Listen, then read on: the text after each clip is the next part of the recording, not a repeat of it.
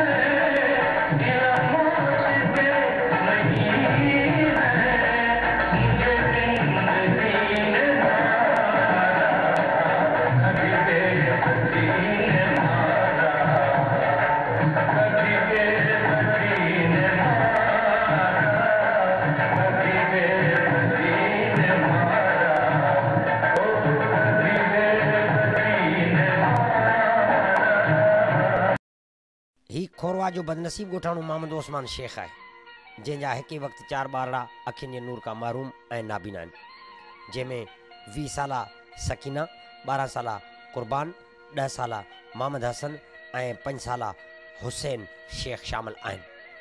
पंहिंजनि बचड़नि जे इलाज लाइ पुरत मोहम्मद उस्मान शेख पाण खे ज़मींदार वटि गिरवी रखाए छॾियो, पर पोइ बि हू पंहिंजनि नाबीन बचड़नि जो इलाज न कराए सघियो, छो त इलाज लाइ लखे रुपया घुरबल हुआ ऐं हिन ग़रीब वटि घर में सघी रली बि कोन्हे।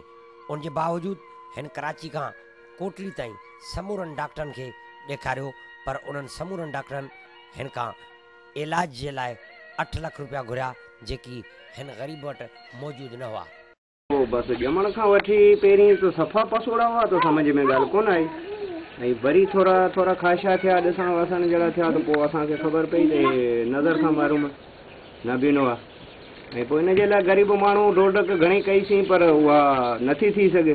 मज़ूर आहियूं, हारी माण्हू, चौथे से वारा, ऐं बसि पेट में पूरा आहियूं, महांगाई आहे, ऐं इन जे लाइ अञा कंहिं असां सां कुझु बि मदद कंहिं कोन कई। अच्छा, तव्हां इन मासूम नाबीन ॿारड़नि जे हिक ई घर में हुअण सबबि संदसि अमड़ सॼो ॾींहुं परेशान रहे थी ऐं हू गाह करण लाइ बि घरां कोन थी निकिरे। मतां हिन जा नाबीन ॿारड़ा किथे धिक न खाइनि या खेनि का तकलीफ़ वग़ैरह न पहुची सघे।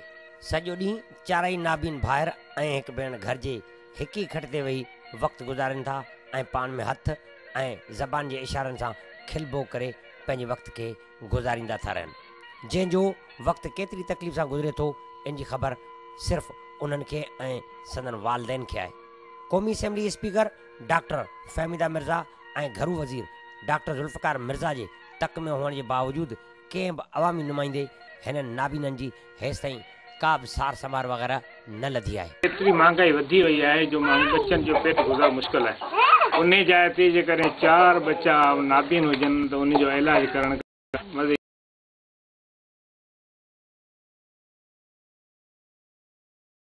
ऐं हिन सरकारी ख़र्च ते इलाज करायो वञे त हिन मासूमनि जा जेकॾहिं नूर मिली वञे त इन खां बि सुठी ॻाल्हि कोन थींदी। ग़ुरबत, मुफ़लिसी ऐं बेवसी जी हालत में ज़िंदगी घारींदड़ ही मासूम ऐं नाबीन ॿारड़ा असांजे समाज ऐं हुकूमत खां पुछनि पिया त छा असांखे मुआशिरे में हाणे को इंसान न रहियो आहे जो संदन अखियुनि जे नूर खे वापसि ॾियारे ॾे ऐं हू वरी पंहिंजी प्यारी ज़िंदगी खे ख़ुशियुनि सां गुज़ारे सघनि।